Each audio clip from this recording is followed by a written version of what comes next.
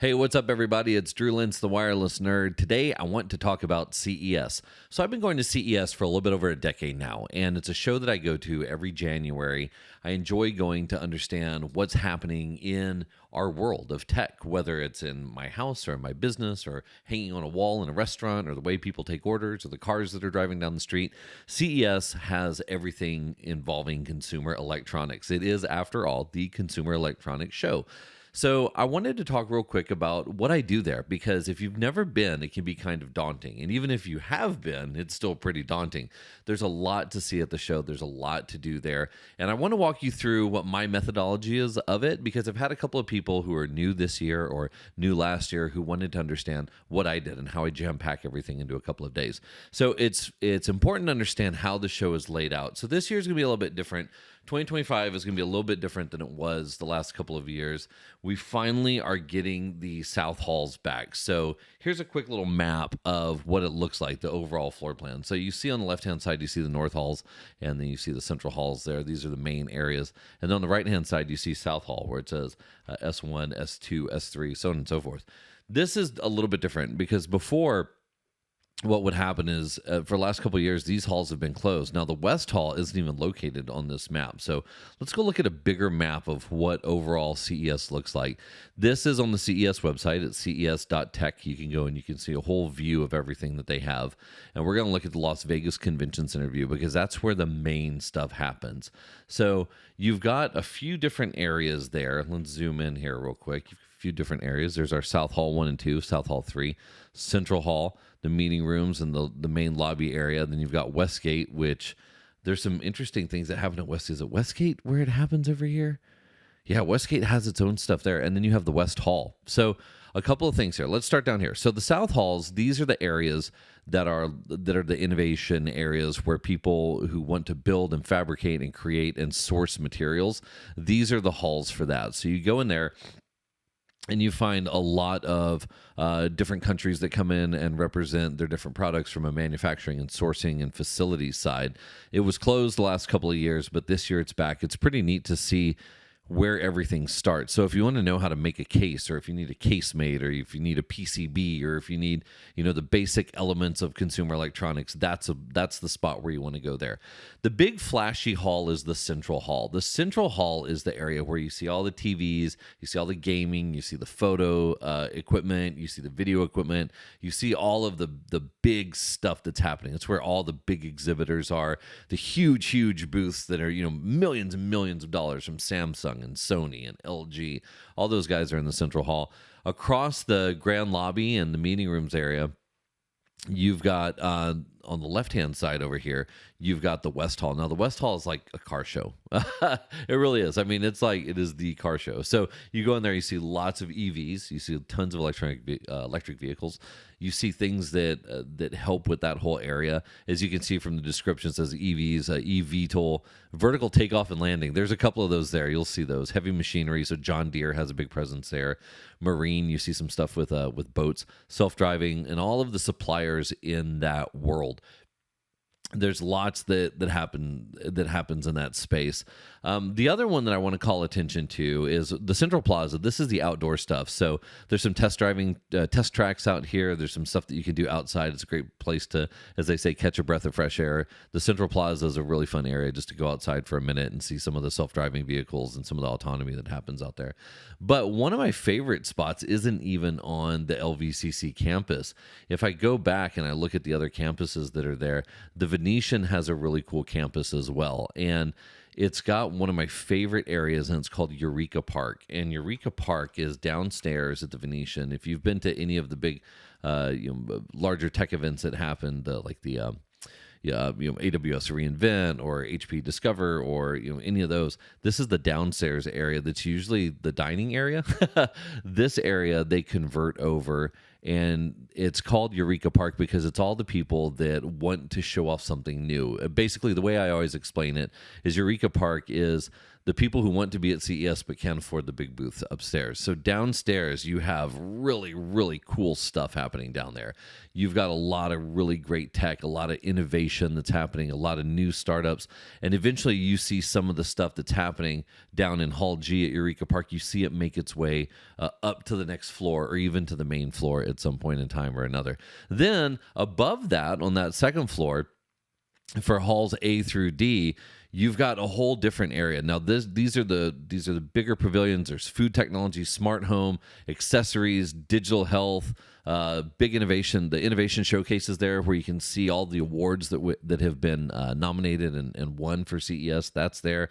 That area is a very cool area. Don't sleep. Make sure you take that area into account. There's a lot of stuff that happens. So those are the main areas that you have at CES. Now, how do you tackle all of that? That's kind of the issue, right? The way that I do it, the way that I do all trade shows, is what I like to do is I like to be very methodical about the way that I approach it. I read up on what the big trends are, what I'm looking for in a show, what I'm trying to understand. Is there anything that sticks out that I really want to see and get hands-on with? This year, I want to see some of the stuff from Morse Micro. I want to see new adaptations of Wi-Fi 7. I want to see more people who are using Wi-Fi 7 in their products. I haven't really started what I want to dig into. That's going to be this weekend. Over the weekend, I'm going to start to really get refreshed on what I want to see. And then when I hit the ground on Monday, it'll give me something to look forward to on Tuesday morning. But I like to go through each one of the halls. The car hall is, I try and get through there pretty quickly. But the problem with the car hall, the one where the West Hall at the Las Vegas Convention Center, that's also where all the IoT and communication stuff is. So I like to go there because I like to see the IoT stuff. But then I get caught up talking to all the car people and seeing what's going on there. So that can be a little bit tricky. I would definitely recommend making some time, to look into what you want to view and understand what's happening there. So it looks like the IoT stuff and all the smart stuff is not there. It's over. I get these. I think I'm getting these confused. It looks like it's over in the North Hall. Yeah, the West Hall is just autos, and the North Hall has the AI, the fintech, the IoT, the smart city stuff. Okay, all right. I was confusing myself. There's a little bridge that goes across right there. So all of that stuff's going to be over here in the North Halls. That's on the other side of the lobby. So there's a whole other area that happens right there. So sorry about that, but that's okay. This is why you listen to the whole thing. You don't just clip some of it out, I guess. But this area is where that IoT stuff is, and then across now this is all the auto stuff. So things have changed over the last couple of years. Now I don't know if this has changed from last year to this year, and maybe it has. I might be confusing myself even more. But as the new West Hall was loaded on and as it was built out, I think some of that has moved over. A cool trick here that if you want to see is if you look at the bottom left-hand corner of the West Hall, and you also look at the Central Hall, you'll notice it says Vegas Loop. If you haven't taken the Vegas Loop, that is such a great way to get to and from the event. Now, I know at Resorts World, there's a stop at Resorts World. So if you're staying at Resorts World, you can get in and out of there. You can jump on the loop and go back and forth. Also, if you just want to cab it or jump in an Uber and take it over to Resorts World and then ride the loop, sometimes that's faster. Traffic gets really, really crazy. Ubers get really expensive. It gets really nuts. The monorail is packed. It's always packed. So getting back and forth to the show, they do have shuttles from the hotels, but I don't always jive with the shuttle schedules, and sometimes I like to, sometimes I'm on a phone call or I'm talking to someone, and it's a little bit easier for me to do that in the back of a Tesla than it is in the back of a big bus. So make a plan on how you're going to get to and from. So what I do is I like as I mentioned, I like to go and I like to look at what I'm looking for. And then I go to the show and I actually walk. I start in the 100s and I walk back and forth, 100, 200, 300, 400, and I go back and forth up and down as many of the aisles as I possibly can. I try and walk the entire show floor. I know that that's a big ask, but it's what I like to do. And I do that because ahead of time, I like to think about what the theme is of the event. And as I'm walking back and forth, I like to see how these vendors play into the theme, the way that I'm thinking about CES. What is it? What is the big, overarching theme? Is it 5G? Is it IoT? Is it Wi-Fi? And how are each one of these vendors addressing that? But inevitably, what I find out after doing this at all the different halls is there is a different theme. It's whatever the show brings, because the show has its own thing. The show daily, every day they give you this little piece of paper you can pick up. It's like a little magazine. And it talks about all the announcements that were made, and of course you can look online and see what's happening. But understanding what the theme of the show evolves into as the show is happening is just as important. And this doesn't just go for CES, right? This is every tech event. So in my opinion, you start to see the things that stand out, because the people that may go into the show thinking that they're innovators might have more competition than they originally thought, and the innovations might not be as big. There might be these tiny little things that make them more innovative than the company right next to them, and those are what I'm looking for. I like to see the big theme and see the little things that people are doing that are different. So the way that I approach this, my last year I stayed at the Fontainebleau. It's walking distance to the West Hall, which was really fantastic. I really enjoyed that.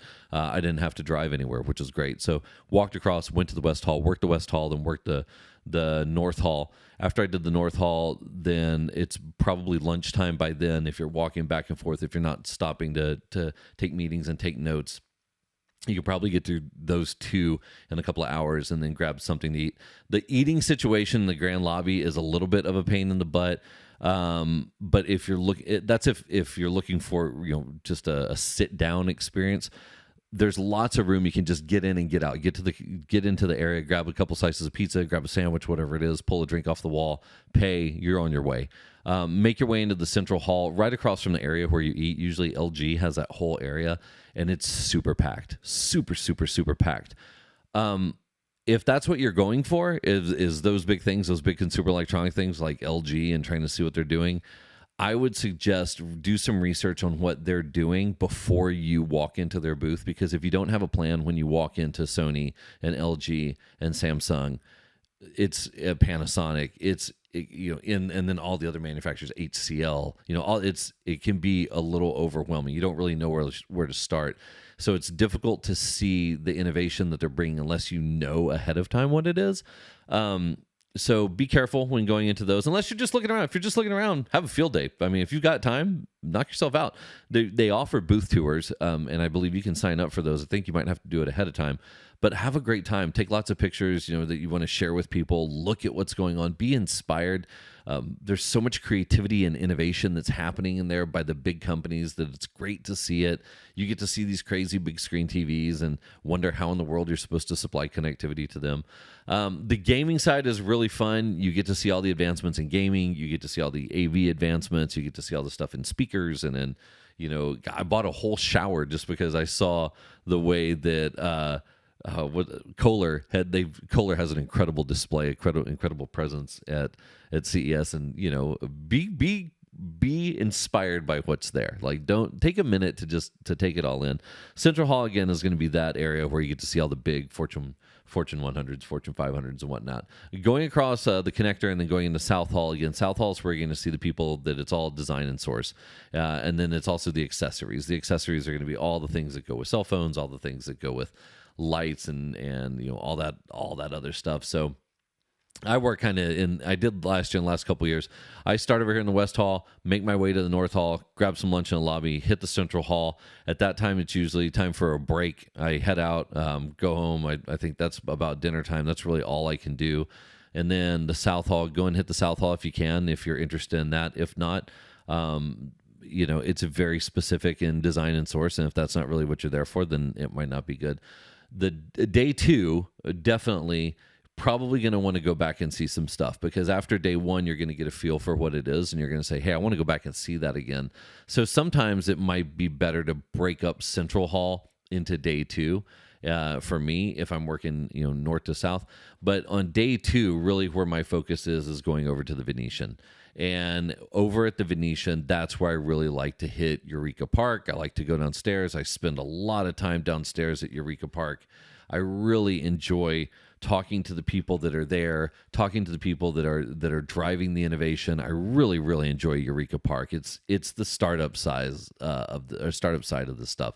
Make some time there and go there first, because when you go up to halls A through D, this is fun, because this is the day-to-day in your house stuff. This, to me, halls A through D at the Venetian are where the rubber meets the road. This is where it's the stuff that's inside your house. It's the things that you use every day are there. Now, the big flashy TVs and stereos and all that, of course you do, you use that, the computers and the photo stuff and all that. That's all over in the central hall. But the stuff in halls A through D is really fun.